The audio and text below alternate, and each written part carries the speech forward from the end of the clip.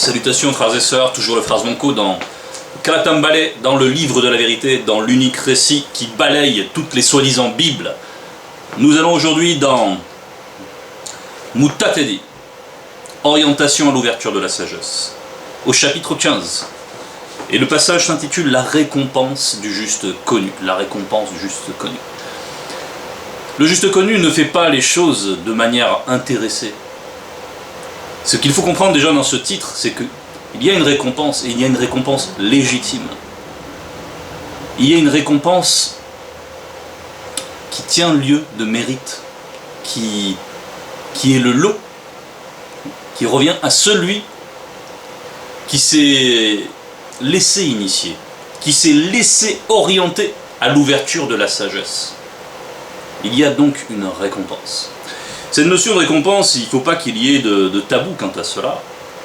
C'est normal de désirer certaines choses spirituellement. C'est normal. Et ce n'est pas être intéressé au sens péjoratif des choses, mais c'est être intéressé au sens noble des choses. Intéressé, c'est-à-dire qu'on y place son dépôt, le dépôt de la foi. D'accord. Et aussi la notion de récompense, il y a une notion qui est sous-jacente à celle-ci aussi. C'est le but. C'est le but. Parce que dans la récompense, c'est quand on a franchi la ligne d'arrivée. C'est quand on est arrivé à un certain stade. Et le juste connu a connu un certain stade, justement. Et donc au verset 1, il nous a dit « Celui connu qui craint l'aubas de la crainte du respect qui lui est dû, agit en conséquence, virgule. Celui connu qui est docteur de la loi atteindra l'initiation de l'entité de sagesse.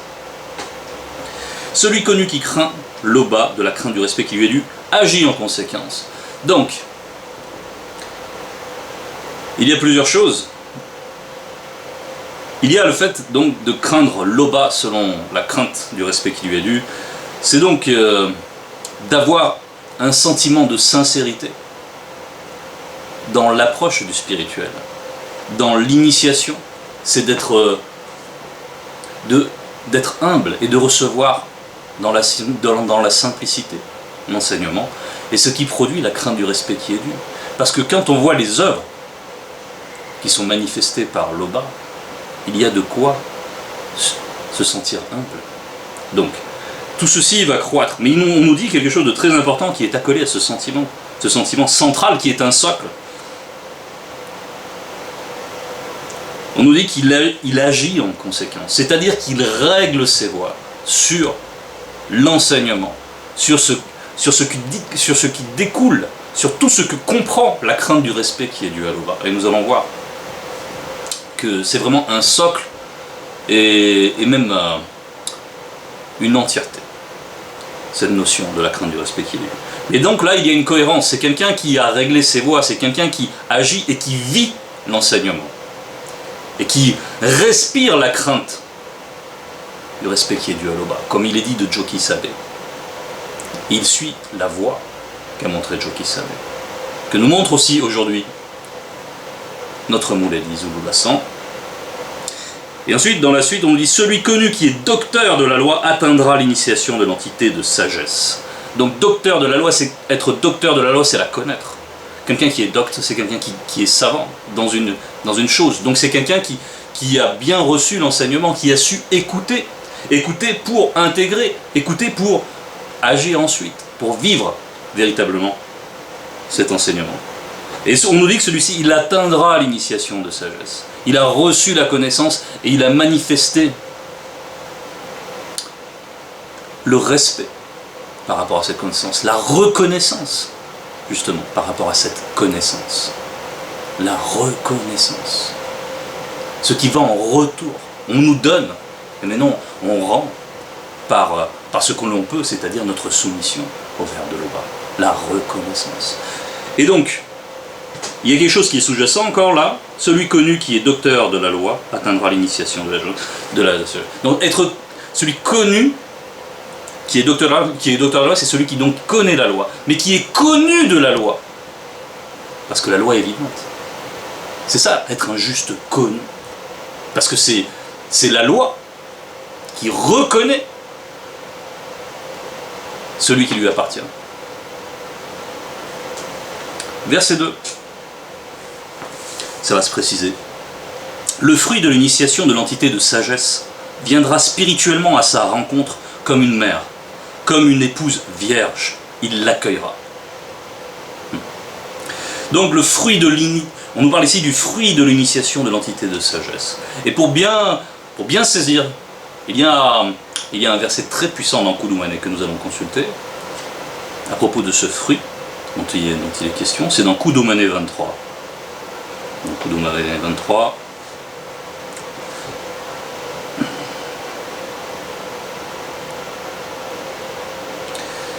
on va aller au verset 8 et on va lire aussi le verset 9. Et que celui connu qui pénètre par le mundi, la manifestation du mystère du grand tout à travers son esprit, qu'il ne se décourage point de pénétrer jusqu'à ce qu'il trouve le fruit.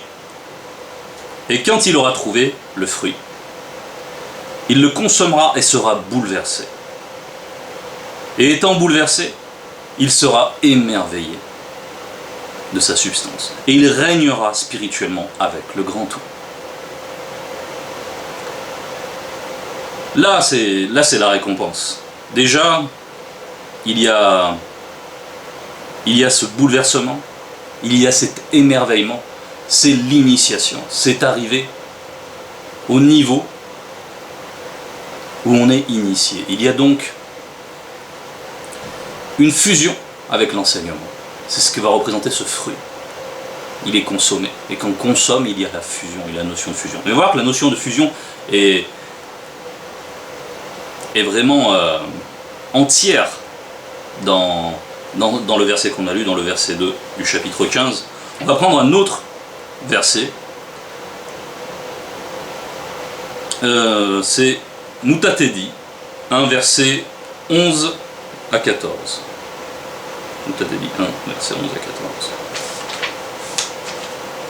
Pour comprendre,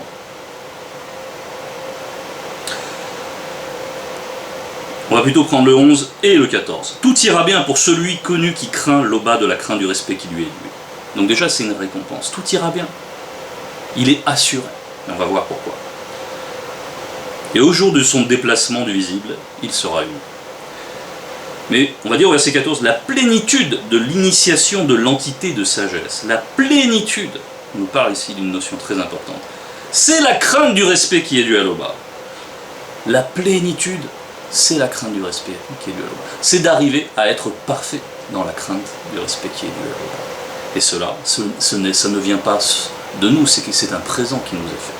Il y a la part que nous faisons pour nous soumettre, bien sûr, mais c'est le Verbe qui nous élève. La plénitude de l'initiation de l'entité de sagesse, c'est la crainte du respect qui est due à l'aubin. Elle remplit les initiés de certains de ses nombreux fruits. Bien. Donc ici, on nous a parlé de plénitude, et on nous a parlé d'émerveillement dans Koudoumane. Et tout ça, ça correspond à un état de conscience. Et ça, c'est déjà une récompense. C'est-à-dire qu'on atteint un état de conscience, on est connecté au spirituel. On sait qu'on appartient au grand tout. On entre dans une notion de la conscience collective. Et c'est pour ça qu'il nous est dit aussi dans le verset 2 du chapitre 15, on nous parle d'une mère et d'une épouse vierge. Donc, on va reprendre le verset. Le fruit de l'initiation de l'entité de sagesse viendra spirituellement à sa rencontre comme une mère, comme une épouse vierge. Il l'accueillera. Comme une mère et comme une épouse vierge. Donc là, il y a la plénitude. Il y a la plénitude dans l'amour. Il est rempli d'affection. On nous parle de l'affection d'une mère. On nous parle de l'affection d'une épouse vierge. Et ça, donc, ça représente un foyer. Un foyer. Un foyer et une demeure. Un foyer parce que on est connu, justement, par les entités du grand ordre des choses. On est connu par le Verbe de l'aubin. On est connu par l'aubin. Connu au sens spirituel. Donc nous faisons partie d'une famille spirituelle. D'un foyer. D'un grand feu, parce qu'un foyer, c'est aussi un grand feu. Quand on se rapproche d'un grand frère, d'un foyer. Bien. Et on parle aussi, notamment, comme une épouse vierge. Pourquoi on parle l'image de l'épouse vierge? Parce que tout ce qu'on vient de dire là, bien sûr, vaut pour les sœurs également. Mais on prend l'image de l'épouse vierge parce que ça va représenter aussi ébassie spirituelle. Donc ça représente aussi cette appartenance au spirituel. Et là, on est vraiment dans la plénitude, dans l'amour manifesté de l'Oba. On sait qu'on appartient. On sait qu'on est élu. Il y a la notion d'élection. Donc, il y a une immense joie. Et il y a aussi, on a parlé, d'une nouvelle conscience. Et le verset 3 va préciser. Mudiba Mimbu, l'entité des saisons, le nourrira spirituellement du pain de l'intelligence. Il l'abreuvera spirituellement d'eau. Donc, on nous parle du pain de l'intelligence. Le pain, c'est l'enseignement. Mais ça, là, on voit qu'il y a une connexion, justement, avec les entités, avec le grand ordre des choses, directement. Et ça permet à cette personne d'accéder à des fréquences plus hautes. Puisqu'il a acquis l'initiation de l'entité de sagesse. Bien. Donc, il y a aussi cela dans la récompense. Il y a cet éclairage. Le fait de vivre selon cette conscience, c'est pas la même chose.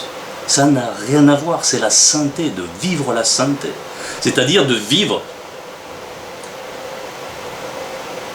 ici vraiment comme dans le visible de la chute, avec une conscience qui ne peut pas être ébranlée. Qui ne peut pas être ébranlée. Il y a la notion de victoire qui va venir ensuite. Au verset 4, il s'appuiera spirituellement sur Mutatedi, l'entité, et ne fléchira pas. Il s'attachera à lui et ne sera pas confondu. Donc on voit encore ici qu'il est soutenu par sa famille spirituelle. Il a pour frère les entités.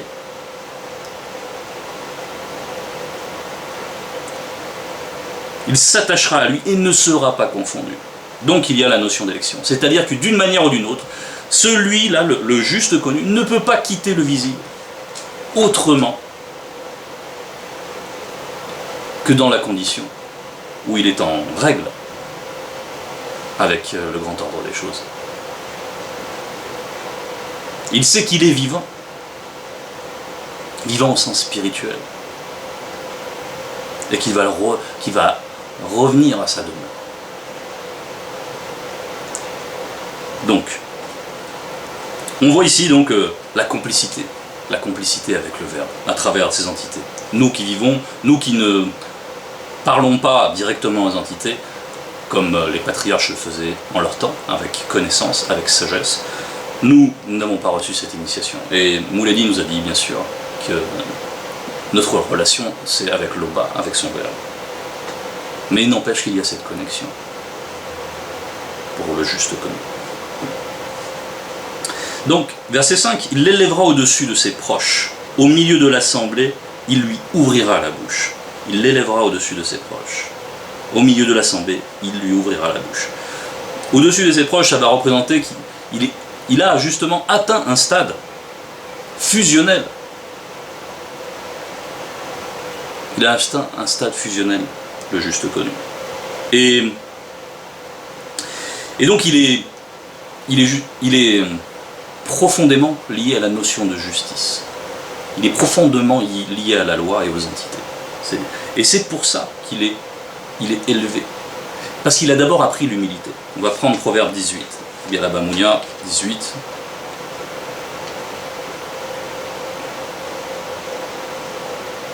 Au verset 12, qui nous dit « L'orgueil de l'homme le conduit à la faillite ». On verra l'orgueil un peu plus tard.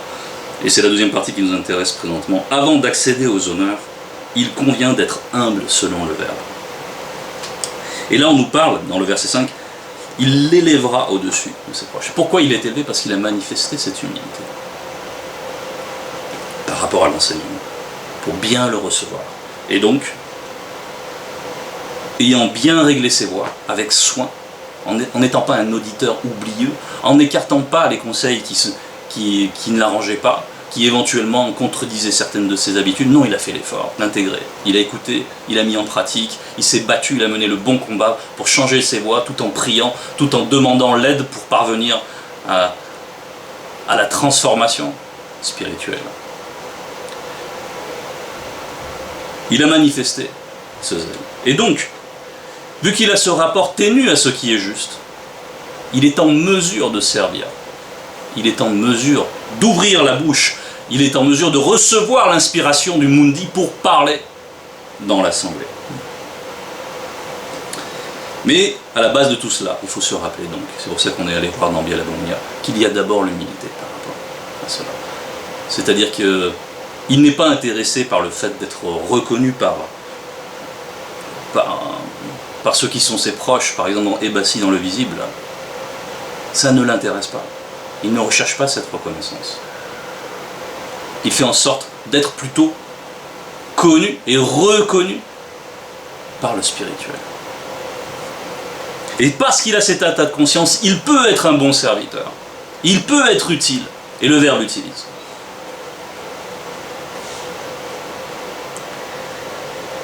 Verset 6. Il, entre parenthèses le juste connu, trouvera joie et couronne d'allégresse. Il obtiendra un renom. Donc là on est encore dans les récompenses. Il y aura la joie. Il a les fruits de l'esprit avec lui qui l'accompagnent. Il y a cette plénitude.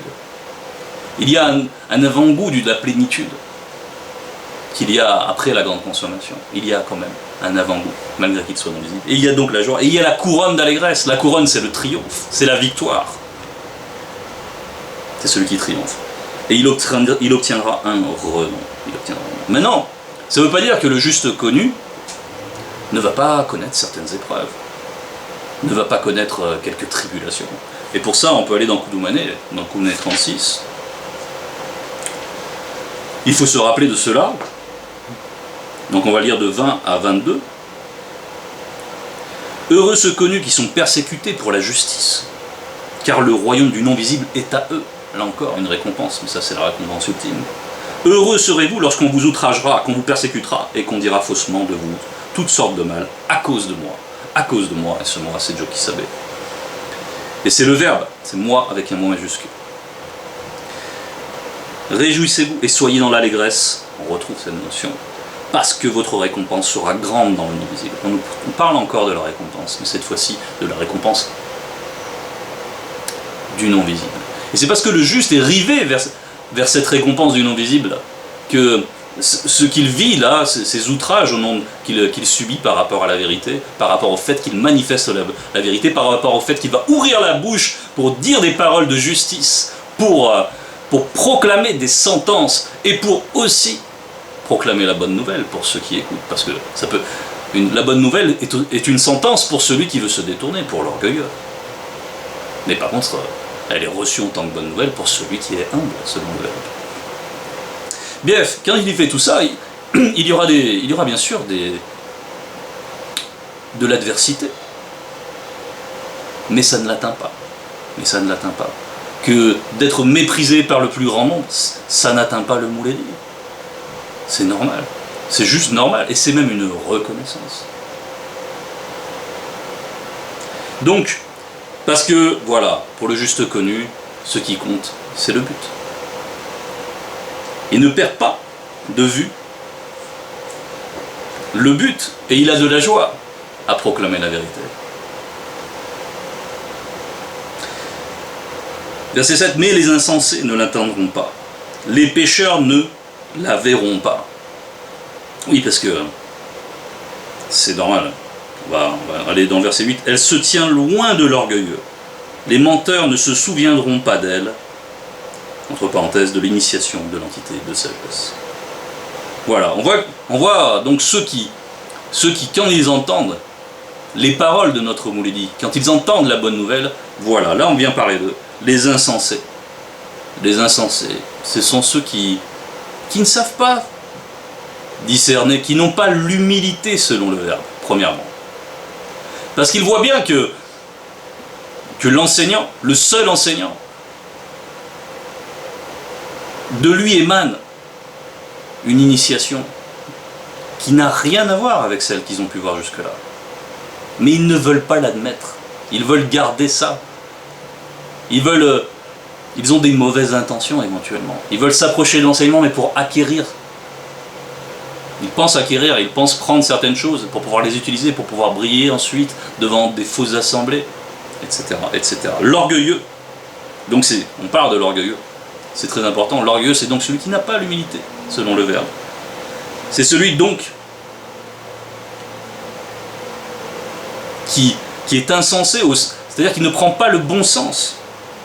Il ne prend pas les choses dans le bon sens. Il n'a pas la considération et il va entendre les choses selon ce qui va l'arranger, selon les voies qu'il veut emprunter, et non pas selon les voies du verbe.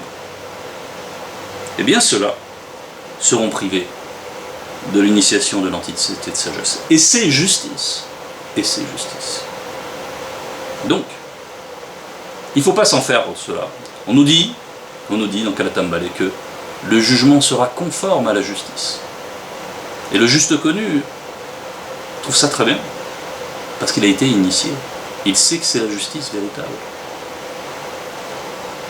Il sait que lorsque Mouledi parle, il y a des jugements qui sont prononcés. Il ne va pas se dire « Ah ouais, mais on ne sait jamais, tatati, est-ce qu'il n'y aura pas un échappatoire ?» Ouais, mais c'est parce qu'on n'a pas atteint encore un état de conscience suffisamment ferme dans le verbe, suffisamment affermi, suffisamment mûr, un fruit mûr dans le verbe. Bien. Donc tout cela sont exclus, ce qu'on a nommé les insensés, les pécheurs, les orgueilleux, donc les menteurs. Et oui, parce ils sont obligés, face à l'enseignement, de se mentir à eux-mêmes. De se dire non, mais voilà, ils vont pas reconnaître qui est l'enseignant, ils vont pas reconnaître que son enseignement est pur, ils vont pas reconnaître que cet enseignement ne peut pas venir de la petite réflexion, de la petite intelligence humaine. Ils ne reconnaissent pas le pain de vie. Ils n'ont pas l'intelligence pour comprendre. On ne le leur donne pas. Et c'est justice. Donc verset 9, la louange est malvenue dans la bouche du pécheur, parce qu'elle n'est pas inspirée par le verbe de Loba. Parce qu'elle n'est pas inspirée par le verbe de Loba. Et maintenant, il y a ceux qui peuvent être des simulateurs, qui vont venir, qui vont même pouvoir intégrer par ruse, ils vont présenter une bonne figure, ils vont quand même arriver à pénétrer dans la bergerie, et tout ça pour savoir ce qui s'y fait, pour éventuellement espionner ce qui se fait dans la bergerie, ou qui viennent avec des intentions cachées, par intérêt, pour trouver des femmes, pour trouver un nom, pour trouver ce qui les intéresse, mais en dehors du verbe. Et ça, c'est très dangereux. La louange est malvenue dans la bouche du pécheur, parce qu'elle n'est pas inspirée par le verbe de Loba. Et là, on va aller dans Wonja. On va aller dans Wonja.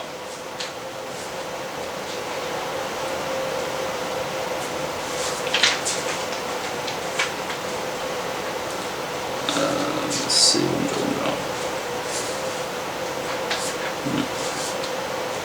Oui, Wonja 29, verset 13. Moutatedi dit, quand ce peuple corrompu s'approche pour être enseigné, il honore Tété de la bouche et des lèvres, mais son cœur est éloigné de son verbe. Et la crainte du respect qui lui est dû, n'est qu'un précepte de tradition des hommes, non initiés, blancs et sans mêlés. C'est-à-dire que là, on retrouve une disposition étrangère, on retrouve un feu étranger. Ils viennent avec leur feu étranger, ils essaient d'intégrer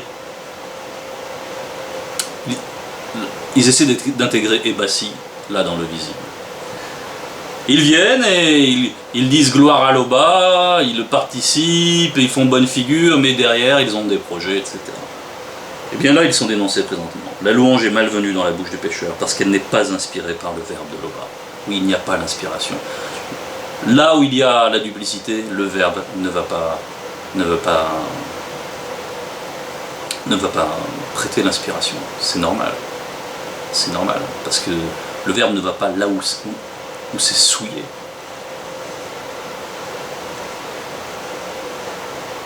Donc,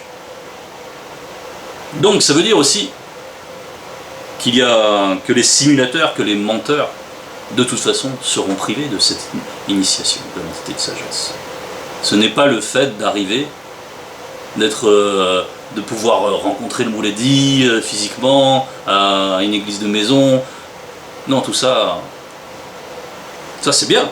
Ça peut être une grande réjouissance pour le juste connu. Mais ce ne sera pas une grande réjouissance pour celui qui a des mauvaises intentions. Et il est déjà, lui, c'est quelqu'un qui n'est pas connu, justement.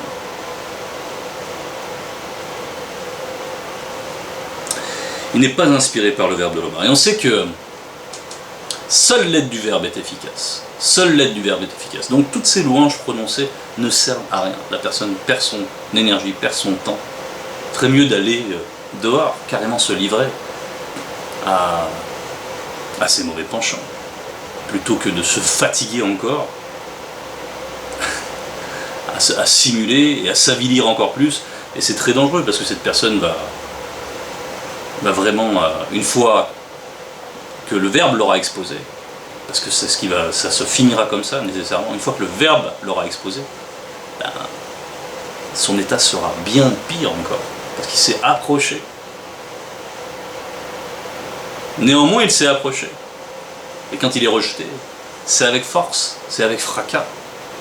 Et vraiment, la personne ensuite va se retrouver dégradée, encore plus enfoncée dans le péché. Mais c'est pas le verbe qui va l'enfoncer dans le péché, c'est pas ce que je dis, hein. C'est qu'il va être rejeté. Et son état de conscience sera tellement dégradé ensuite que c'est lui-même qui va être zélé dans le péché, dans le n'importe quoi, qui va développer un zèle amer. Et on les voit, ceux qui ont fait ça. Ceux qui ont pris même des places d'honneur, sans avoir l'humilité selon le verbe. On les voit. Et on voit combien ils sont devenus fous, menteurs. C'est ce qui relève de la mythomanie, c'est-à-dire, il n'y a plus aucune maîtrise dans le mensonge. C'est du délire pur.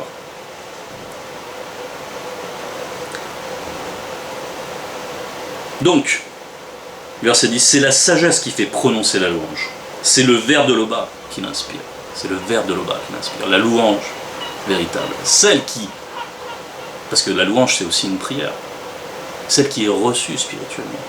Seule l'aide du verbe est efficace. C'est aussi ce qu'ils nous ont enseigné dans Mutatali. Seule l'aide du verbe est efficace. Voilà.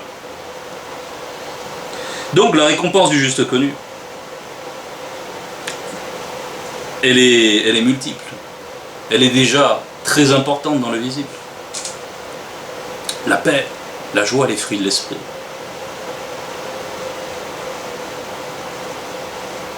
Le fait qu'à certains égards, il ne peut pas être atteint. Ce qui va toucher les gens du commun, lui va s'en sentir distancié, parce qu'il est déjà dans une autre réalité.